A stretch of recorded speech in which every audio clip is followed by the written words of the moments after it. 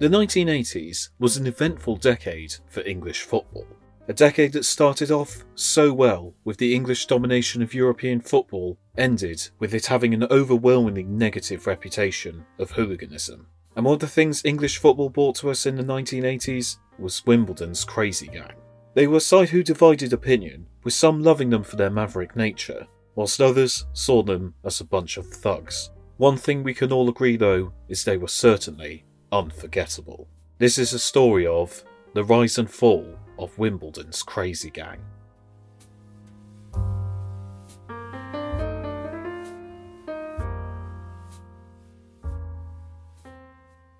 Wimbledon FC had experienced a history dominated by time spent in non-league, until after they won the Southern League 3 years in a row, upon which they were elected to a Football League in 1978. They were promoted to a third tier in 1979, but soon after were immediately relegated, and a relocation to Milton Keynes was rejected, but sadly this demon would come back for them years later.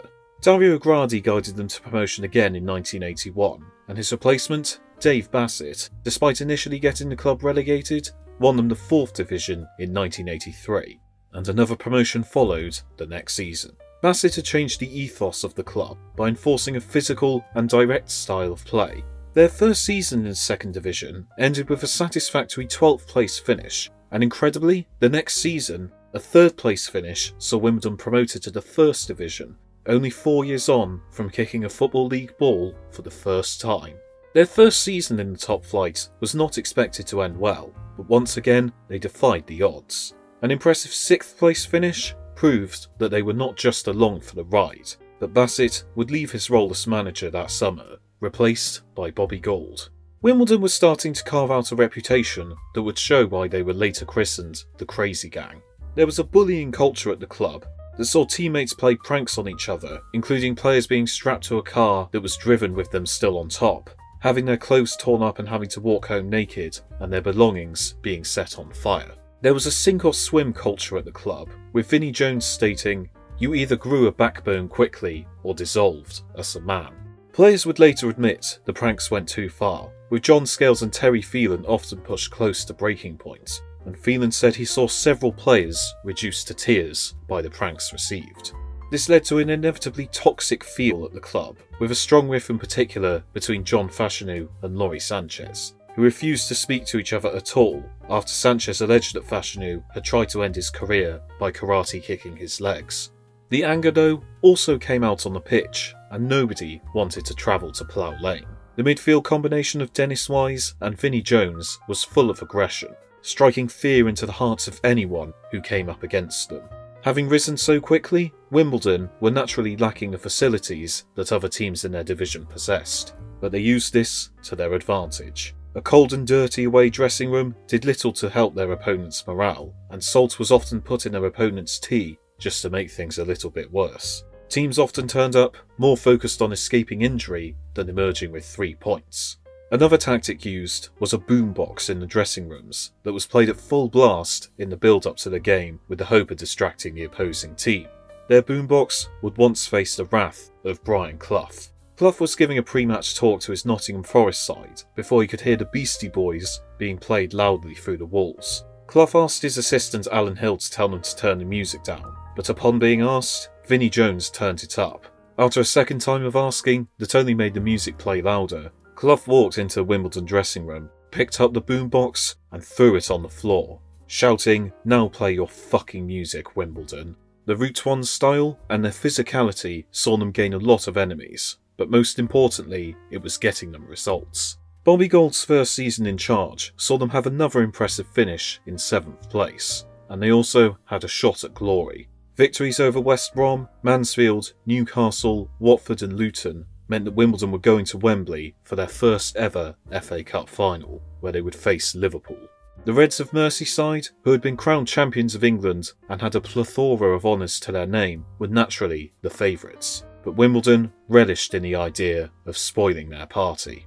Only minutes into the game, Vinnie Jones made a trademark tough tackle on Steve McMahon, getting himself into the book, but also making a statement. Liverpool had chances, but in the 37th minute, Dennis Wise whipped a free kick into the box, and it was headed into the net by by Laurie Sanchez. Wimbledon had taken a shock lead, which they would keep going into the dressing rooms for half-time.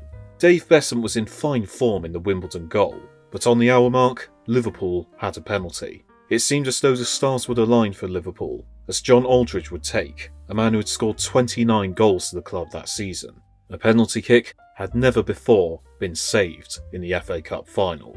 That was until then. Dave Beasant dived to his left and saved the kick. The Wimbledon skipper had saved his side once again, and people were starting to think it might just be the day of the Dons. Wimbledon survived the pressure Liverpool put on, and the game would soon come to an end. The final whistle was blown, and as John Motson put it, the Crazy Gang had beaten the Culture Club.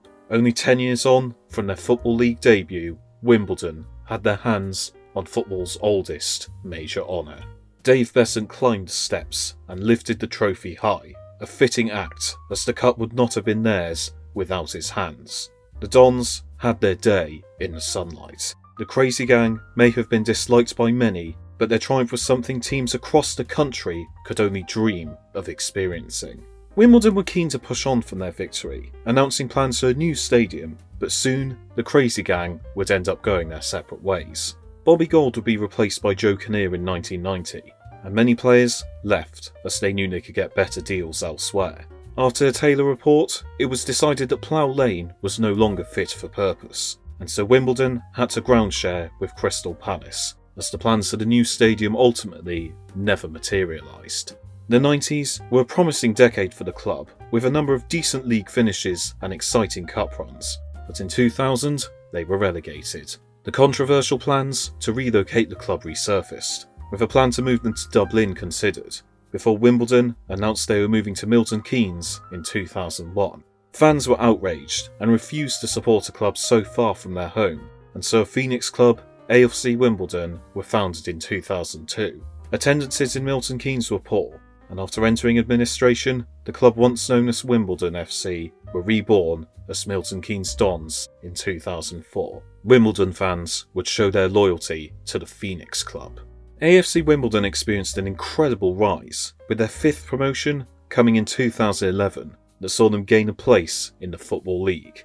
And in 2020, Wimbledon had a new home when New Plough Lane was opened, a home the Dons had been dreaming of since the 90s.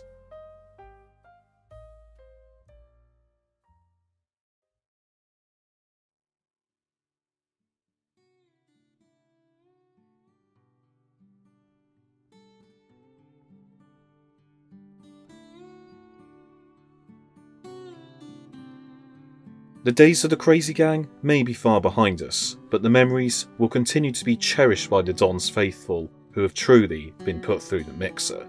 Their FA Cup victory was an incredible rise for a team who spent the lion's share of their history in non-league, and it represents the dream for so many sides.